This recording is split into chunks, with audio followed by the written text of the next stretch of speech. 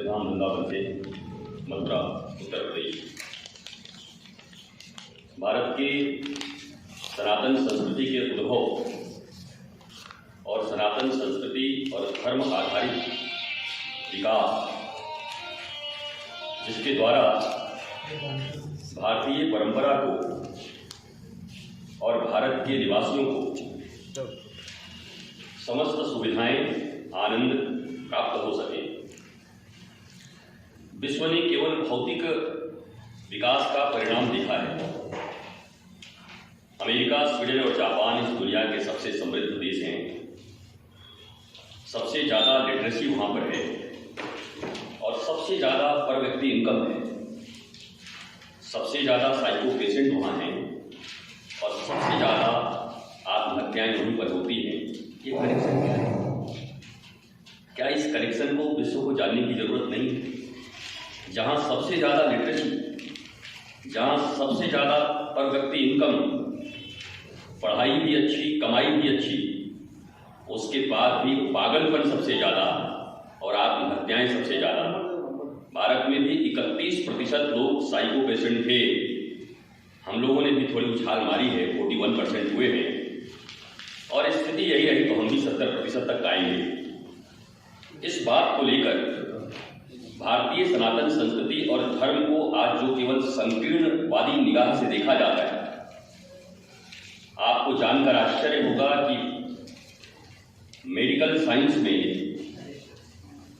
कहीं भी तनाव की कोई दवा नहीं है।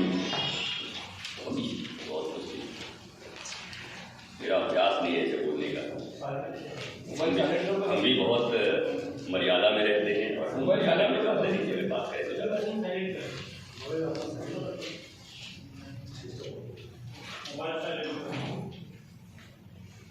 तो मैंने अभी 6 राज्यों का एक दौरा किया। भारत के जनजातीय क्षेत्रों में हम गए, जहां आदिवासी, पिछड़े और वंचित लोग हैं। सबकी शिकायत यही होती है कि चाहे सरकार हो, संत हो, बड़े लोग हों, वो शहरों तक सीमित रहते।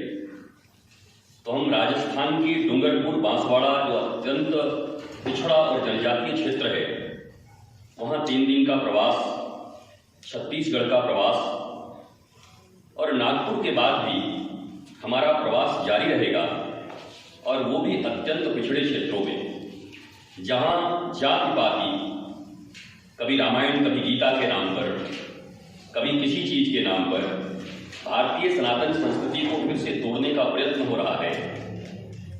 उसके लिए हम प्रयत्नशील हैं कि हम सब एक रह सकें, आध्यात्मिक और भौतिक विकास दोनों हमारा साथ साथ हो सके। ये नागपुर की धरती है, जहाँ से विगत दिनों एक बहुत बड़ा सवाल भी उठा था, बहुत बड़ा बवाल भी उठा था, और 7 दिन के लिए मैं यहाँ पर हूँ और वहाँ भी हजारों लाखों लोग कथा सुनने के लिए आएंगे।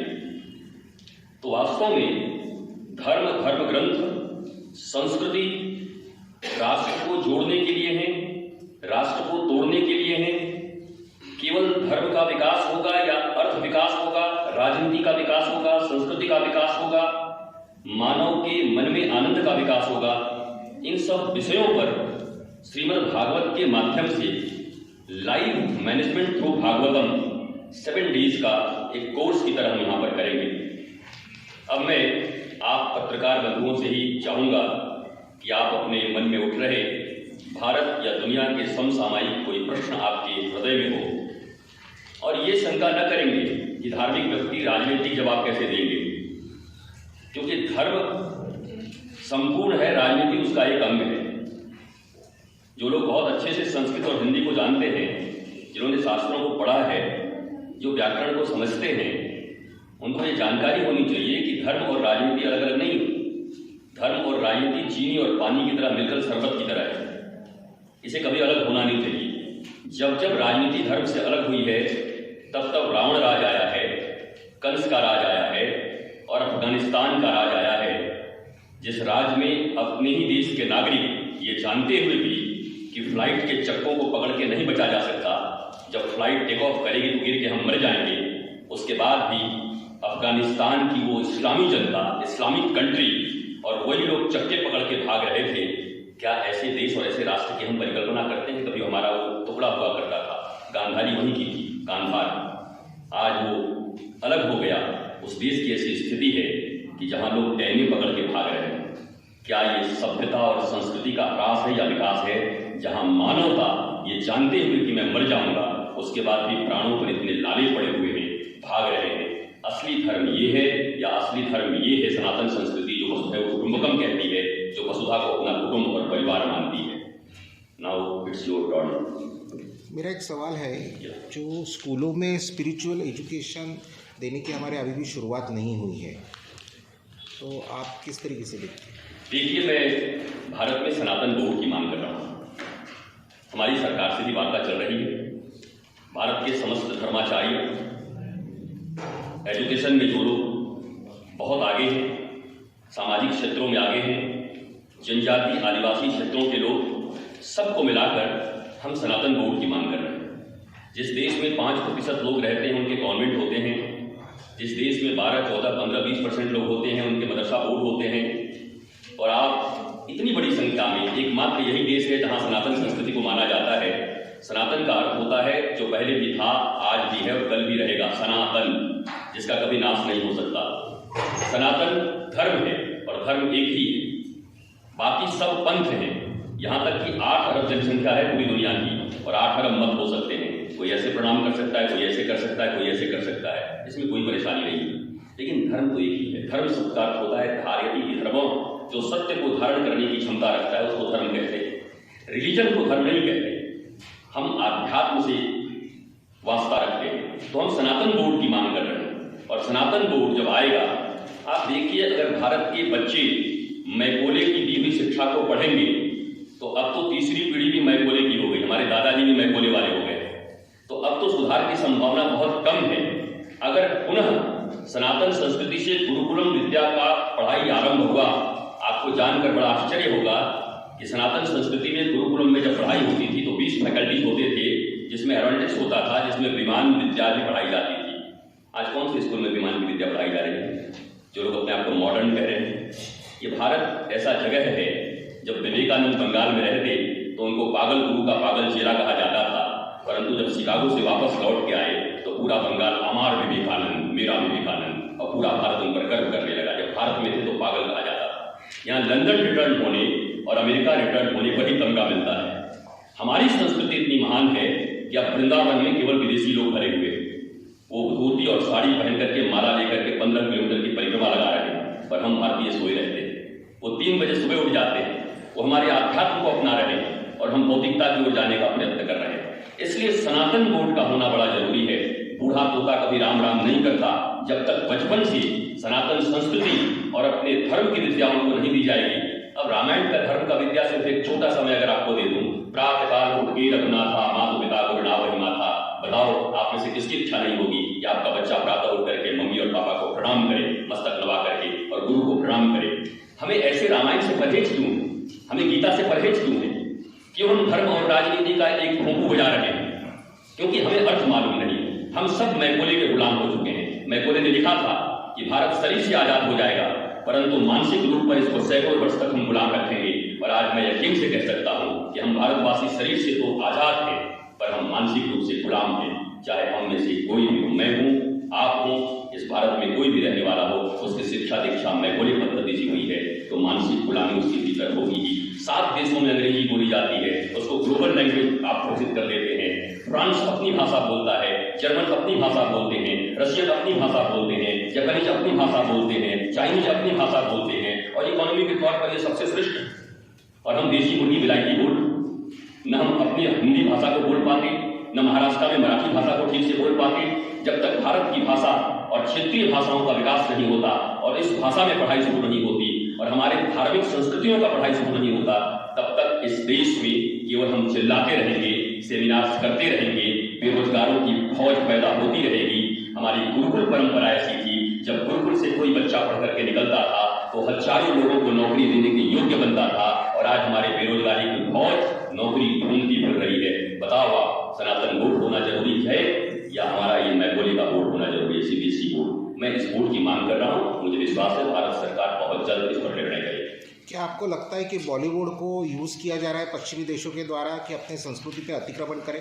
मैं आपको बताता हूँ, अभी 2 फिल्में निकली है जिसमें पुरुषों को दिखा दिया गर्भ धारण करते हुए, तो क्या बॉलीवुड को इस्तेमाल किया जा रहा है विदेशियों द्वारा? देखिए, बॉलीवुड पे काफ़ी चर्चा हुई है। बॉलीवुड एक ऐसी जगह है जिसको कहते हैं कि फिल्म समाज का दर्पण होता है, और दर्पण ही अगर गंदा हो, मैला हो, या दर्पण उत्ताल लेंस हो जो नाक ऐसे हो और दिखाए ऐसे, कभी आप बचपन में गए होंगे कहीं मेले वेले में, तो अवतल उत्ताल दर्पण होते थे, आपको कभी मोटा दिखाया जाता था, कभी पतला दिखाया जाता था, तो वो दर्पण गड़बड़ हो चुका है। जब विदेशी पैसे वहाँ आते हैं तो विदेशी कल्चर हावी होती है। बॉलीवुड पूरा खराब नहीं है, पैसे बुरे लग रहे हैं इसलिए पूरी संस्कृति का प्रचार किया जा रहा है। उसी बॉलीवुड में राम सेतु भी बनता है, उसी बॉलीवुड में पृथ्वीराज चौहान भी बनता है, उसी बॉलीवुड में कभी सत्य हरिश्चंद्र और भगवान राम की फिल्में बनती हैं। हम चाहते ये हैं कि सनातन संस्कृति की फिल्में जब बननी शुरू होंगी तो बच्चों को पढ़ाने की जरूरत नहीं होगी। अभी हमारी 2 जिंदगी है, एक जिंदगी बॉलीवुड की है जहाँ सिर्फ अर्थ और काम। देखिए, हमारा भारतीय सनातन संस्कृति 4 चीजों पर निर्भर था, धर्म, अर्थ, काम, मोक्ष। हम तो अब तो हिंदी भी नहीं आता तो क्या करें, हमें तो हिंदी भी ठीक से नहीं आती। धर्म, अर्थ, काम, मोक्ष, लेकिन इनमें से 2 चीजें गायब हो गई, धर्म गायब हो गया और मोक्ष गायब हो गई। बचा क्या? अर्थ और काम, मनी एंड सेक्स। केवल 2 चीजों पर जिंदगी आपकी। जब गंगा जी, मैं वाराणसी में पढ़ता था, गंगा जी में जब बाढ़ आती थी और घरों में घुस जाती थी तो महिलाएं झाड़ू मार के बाहर निकाल देती थी। हमने एक बार पूछा कि गंगा जी को झाड़ू मार रही तो परसों आरती कर रही थी। बोला, जब गंगा जी अपनी मर्यादा में बहती हैं तो आरती करती हैं, और हमारे घरों में घुस जाती हैं तो झाड़ू मार के निकाल देते हैं। देखिए, गंगा जी की तरह ही धर्म और सेल्वेशन, मोक्ष के किनारे में जब अर्थ और काम की नदी बहती है तो मनुष्य पूज्य बन जाता है, परंतु धर्म और मोक्ष के किनारे को तोड़कर केवल मनी एंड सेक्स की जिंदगी जब मनुष्य जीता है, अर्थ और काम जिसको धर्म में कहते हैं, तो उस मनुष्य को झाड़ू से मार के बाहर निकाल दिया जाता है। प्रकृति झाड़ू हमें मार रही है, हम साइको पेशेंट हो रहे हैं, हम अभावग्रस्त जिंदगी जी रहे हैं, हम रो रहे हैं, हम पागल हो रहे हैं। क्या तनाव कभी इतना दुनिया में था, भारत में था, जितना अब बढ़ा हुआ? मेरा यही प्रश्न है कि बॉलीवुड को अब शुद्धिकरण की जरूरत है, और उसमें काफी अच्छे लोग हैं। मैं देख रहा हूँ अब अच्छाई प्रारंभ हो रही है, हमें एक बार आवाज उठानी होगी। और अंतिम बात यह है कि आप इसको पैसे दोगे वही फिल्म बनेगी। आप अगर राम सेतु को पसंद करोगे, आप अगर सनातन संस्कृति की फिल्म को पसंद करोगे तो सनातन संस्कृति बनेगा, और आप भी अगर नंगा नाच देखना चाहोगे तो नंगा नाच बनेगा। भाई, डिमांड के ऊपर तो निर्माण होता है ना। अब डिमांड जैसी जनता की वैसा निर्माण करेंगे, वो सिर्फ उनको दोष देने से क्या फायदा है? महाराज जी, बीच में नागपुर में धीरेन्द्र महाराज जी का श्रीमद् भागवत कथा हुई थी, उनमें उन्होंने दिव्य दरबार लेके अंधश्रद्धा फैलाई करके उनके ऊपर में आरोप लगाया है। क्या कहूँगे इस पर? मैं पहले अंधश्रद्धा नाम की कोई चीज नहीं होती भारतवर्ष में। हिंदी जो पढ़े लिखे लोग हैं, संस्कृत, अंध भी और श्रद्धा दोनों साथ नहीं हो सकता। अंध का अर्थ होता है जिसको कुछ दिखाई नहीं पड़ता, श्रद्धा शब्द का अर्थ होता है जो सत्य धारण करने की क्षमता हो। चूंकि हम हिंदी और संस्कृत नहीं जानते इसलिए हम कुछ भी बोलते रहते हैं। अंधविश्वास, अंधश्रद्धा, ये सभी एग्जिस्ट नहीं करते। आप कह सकते हैं श्रद्धा और पाखंड, आप कह सकते हैं विश्वास और दम, लेकिन अंधश्रद्धा का कोई शब्द नहीं, अंधविश्वास का कोई शब्द नहीं है। मैं चूंकि पढ़ा लिखा हूँ और हिंदी में जानता हूँ, व्याकरण में जानता हूँ, इसलिए इस शब्द को मैं स्वीकार नहीं करता। अब बात आप ये पूछ रहे हैं कि दिव्य दरबार में उन्होंने जो कुछ भी किया है उससे क्या फायदा है। मैं आपसे बस एक ही प्रश्न करना चाहता हूँ, जैसे राजनीतिक पार्टियां जाकर के अपना प्रचार करती हैं, लाखों लोग उनको वोट देते हैं, उनकी सरकार बनती है, तब वो जनता को जनार्दन कहते हैं। वैसे पंडित वीरेंद्र कृष्ण शास्त्री भी यहाँ पर आए, उन्होंने कथा किया और उन्होंने प्रचार किया लोगों में कि हमारी कथा सुनने आओ। लाखों लोग कथा सुनने जाते हैं, पिस्तौल से तो नहीं बुलाते हैं, किसी को पिस्तौल लगाते हैं, पिस्तौल लगा के बुलाते हैं कि तुमको आना पड़ेगा हमारी कथा में। अब वो वहाँ आने के बाद जनता को क्या परोसते हैं और हमारी विवेकशील जनता क्या पसंद करती है, क्या उनके डिमांड है, वो उसको दिखाते हैं। ये बड़ा बहस का विषय है। न इधर और इधर ऐसे नहीं हो सकता, या तो इस साइड या इस साइड नहीं हो सकता। सिद्धि सब की बात मैं आपसे कहता हूँ। आप मुंबई में रहते हो, महाराष्ट्र में रहते हो, नागपुर में रहते हो, यहाँ विनोद कांबले यहाँ के बहुत अच्छे बल्लेबाज थे, बाएं हाथ के। जब कमेंट्री हम भी सुनते थे, आप भी सुनते होंगे, बाएं हाथ के सिद्धहस्त बल्लेबाज विनोद कांबले, सिद्धहस्त, सिद्धि प्राप्त है उनको बल्लेबाजी में। सिद्धि शब्द का अर्थ होता है जब आप किसी वस्तु के लिए, जब आप किसी चीज के लिए परिश्रम करते हो, अभ्यास करते हो और उसमें मंचागत हो जाते हो, स्पेशलिस्ट हो जाते हो, ईएनटी की तरह किडनी के डॉक्टर बन जाते हो, उसी को सिद्धि कहते हैं। अगर कोई किसी विषय में सिद्धि प्राप्त किया है उसको आप इग्नोर नहीं कर सकते। हाँ, पंडित वीरेंद्र कृष्ण शास्त्री में कितनी सिद्धि है, कितनी नहीं है, ये जांच का विषय है। आप पत्रकार पत्रकार हैं, यहाँ पर बाबा लोग हैं, यहाँ संत हैं, यहाँ जनता है, वो जांच कर रहे हैं। सर, धीरेन्द्र शास्त्री महाराज जी ने संत तुकाराम महाराज के बारे में जो टिप्पणी की थी, उनकी बीवी उन्हें रोज मारती थी। इतने बड़े लेवल के व्यक्ति के मुझसे इस तरह की बात, आई थिंक वो शायद क्षमा प्रार्थी हो गए हैं। उसके लिए मैंने सुना है कि उन्होंने क्षमा मांगा है, और क्षमा विरस्य भूषणम। मनुष्य से अगर कोई गलती होती है, ये धरती है इंसानों की, कुछ और नहीं, इंसान है, हम सब इंसान हैं। अगर किसी के टंग स्लिप होते हैं और बाद में उनको लगता है कि मैंने गलती की और क्षमा मांग दिया जाता है, तो वो विवाद अब पढ़ाने योग्य नहीं होता मेरे दृष्टि। गुरुजी, जमियते हिंद में कल अधिवेशन हुआ दिल्ली में, जिसमें मोहम्मद अशरफ मदनी जो है उन्होंने ओम और अल्लाह एक ही है कहा, जिसके बाद पूरा विवाद फिर से एक बार खड़ा हो गया। जी, अगर ओम और अल्लाह एक कहा तो एक तरीके से तो पहली बार शायद वो स्वीकार कर रहे हैं, क्योंकि अल्लाह ही सुप्रीम है, वो कभी किसी को और मानने को राजी नहीं थे। लेकिन अब उन्होंने कहा कि वही ओम आपका वही है। तो अगर थोड़ा सा इस दिशा में देखा जाए तो थोड़ा सा पॉजिटिव वे है, थोड़ा सा। लेकिन उन्होंने जब ये कहा कि महमूद गजनवी और प्रधानमंत्री दोनों के बराबर राइट्स हैं, तो मुझे लगा विक्षिप्त आदमी है ये। बताओ, जिन्होंने हमारे देश को लूटा, हमारी बहु बेटियों बहनों को लूटा, हमारी संपत्ति को लूटा, हमारी संस्कृति को लूटा, हमारे 90,000 से ज़्यादा ग्रंथ तक्षशिला और नालंदा में जला दिए गए इन्हीं लोगों के द्वारा। उसके बाद कहते हैं कि प्रधानमंत्री के भी वही राइट है, और वही राइट महमूद गजनवी गोरी, और वही राइट पावर औरंगजेब और अकबर का नेवर हो नहीं सकता। वही फ्रेंच का, वही डच का, वही पुर्तगाल का, वही ईस्ट इंडिया कंपनी का। वो तो आक्रमणकारी हमारे ऊपर आक्रमण करने आए थे, उनका अधिकार कैसे हो सकता है यहाँ पर? नेवर, कभी नहीं हो सकता। हाँ, अगर वो पहली बार ओम को मानने के लिए राजी हो रहे हैं, दैट्स पॉजिटिव साइन। आने वाले 10 सालों में आप भारत को कहाँ देखते हैं? जी, आने वाले 10 सालों में आप भारत मैं 10 सालों में भारत को सनातन संस्कृति के ऊंचे पायदान पर बैठा हुआ देख रहा हूँ। और मुझे लगता है सिर्फ भारत को ही नहीं, पूरी दुनिया को मानवता के धर्म की जरूरत है। और एकमात्र ये धर्म ऐसा है जो कहता है वसुधैव कुटुम्बकम उदार चरितानाम। हमारे चरित्र उदार हैं, हम रंगों से फूल और फूल से होलियाँ खेलते हैं, हम कत्ल करके होलियाँ नहीं खेलते। तो हमारी संस्कृति तो इतनी दयावान है, करुणावान है, सहिष्णु है, प्रेम फैलाने वाली है, सारी दुनिया को अपना भाई मानती है। मैं पूरी दुनिया में आने वाले 10-20 सालों के अंदर में सनातन संस्कृति का प्रचार और प्रसार देख रहा हूँ। महाराज जी, मेरा सवाल ये था, आप बोले थे कि एक मेकॉले की एजुकेशन पॉलिसी और दूसरा एक सनातन पॉलिसी, उनमें और अपन देखें तो गांव खेड़े में जो चलता है, जिला परिषद हो गए हैं, लोकल बॉडीज की वजह से जो स्कूल चलते हैं, तो इस बारे में आपका क्या कहना है? मैं बहुत ज़्यादा उसके विषय में जानता नहीं, मैं सीधी बात ये कर रहा हूँ, ये जो शिक्षा व्यवस्था है आपको दीमक की तरह खा रही है। नहीं, लेकिन CBSE पैटर्न तो अलग हो गया ना, जैसा स्टेट बोर्ड हो गया। लेकिन आपके जो विषय है ना, जो विषय आपको पढ़ाया जा रहा है, वहीं पर सारी गड़बड़ी है। पूरे सब्जेक्ट को चेंज कर रहे होंगे।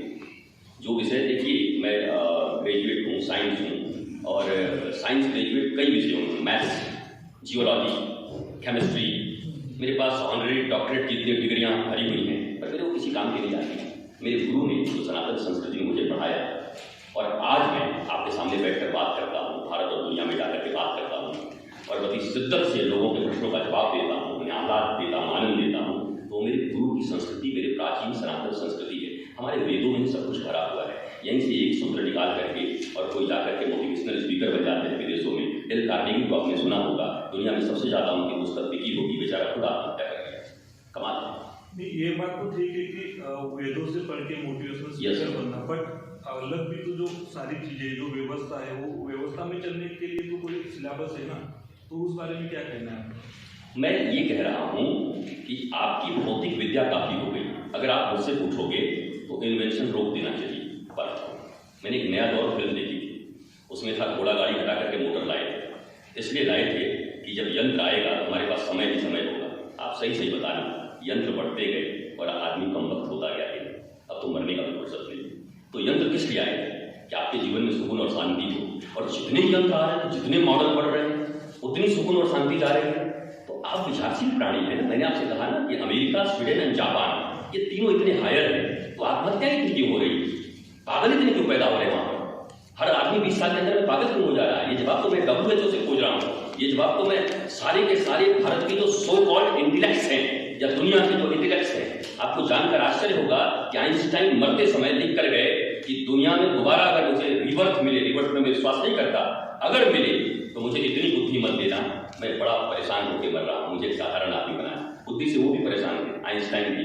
विवेकहीन बुद्धि से दुनिया परेशान होती है, विजडम बड़ी चीज है। और आप जानकर आश्चर्यचकित होंगे, 500 वर्ष पहले बाबा गोस्वामी तुलसीदास ने लिखा, बिनु सत्संग विवेक न हुई, राम कृपा बिनु सुलभ न हुई। सत्संग के बिना विवेक नहीं होता, और विवेक जिसके पास नहीं है, निर्जीव, शाश्वत नश्वर, धर्म अधर्म, न्याय अन्याय, इन सब चीजों का जो भेद नहीं कर सकता, उसके जीवन में केवल टेंशन, डिप्रेशन और तनाव रहते हैं। और चाहे जितना भी बड़ा हो जाए, चाहे जितना भी ऊपर उठ जाए, उसके जीवन में मस्ती और आनंद नहीं आ सकता।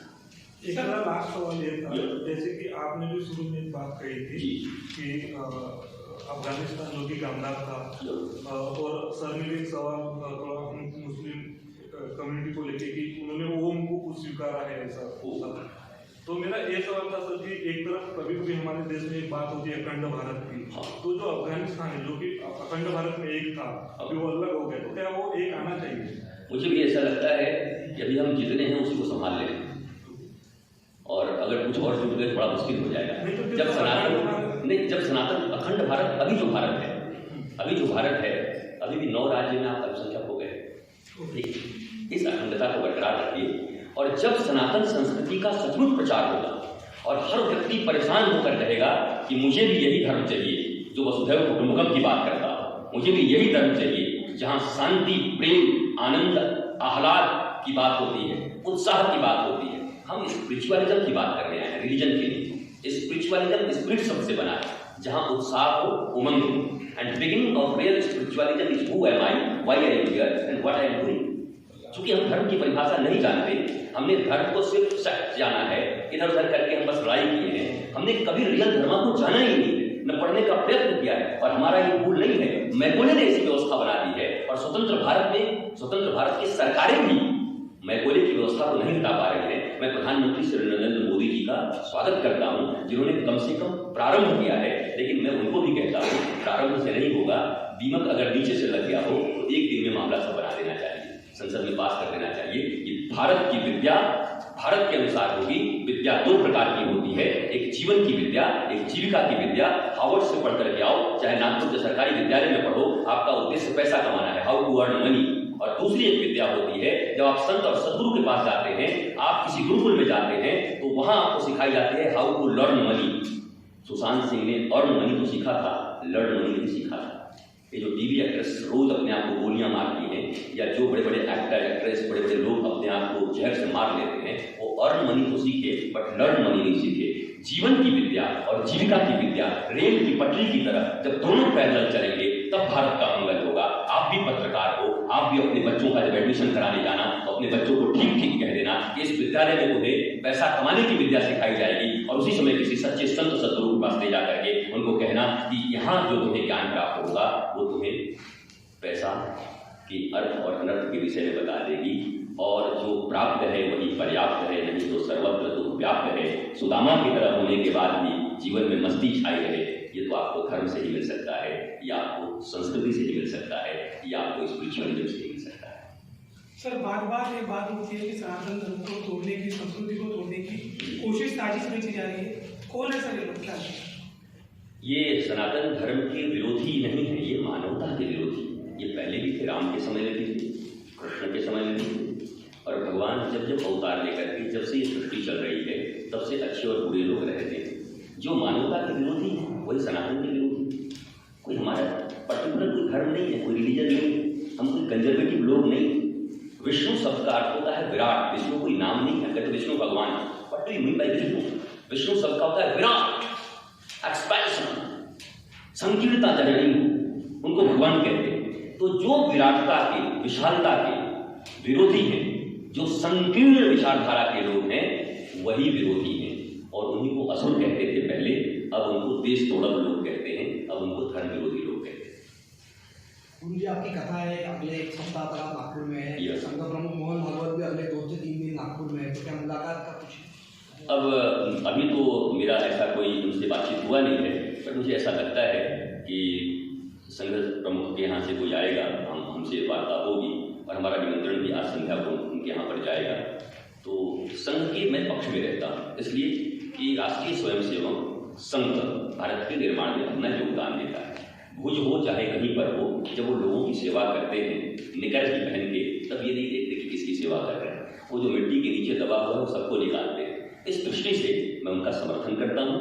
राष्ट्र निर्माण में अपना योगदान देते हैं, संस्कृति के निर्माण में अपना योगदान देते हैं, और गुरुकुलम चलाने में कहीं ना कहीं वो धीरे धीरे प्रयास कर रहे हैं। अगर राष्ट्र के पक्ष में कोई खड़ा है और हमें गलत नैरेटिव सेट करके दे दिए गए हैं कि ये देश थोड़ा लोग हैं, हम पढ़े लिखे लोग हैं, मूर्ख थोड़ी कि हमें कोई नैरेटिव सेट करके दे देगा और हम चिल्लाने लगेंगे। हम वॉच करेंगे कि किसने इस देश के लिए क्या किया है, और जब मैं वॉच करता हूँ तो देखता हूँ राष्ट्रीय स्वयंसेवक ने इस देश के लिए अच्छा काम किया है, सनातन संस्कृति के लिए अच्छा काम किया है, इसलिए मैं उनका समर्थन करता हूँ। ठीक है।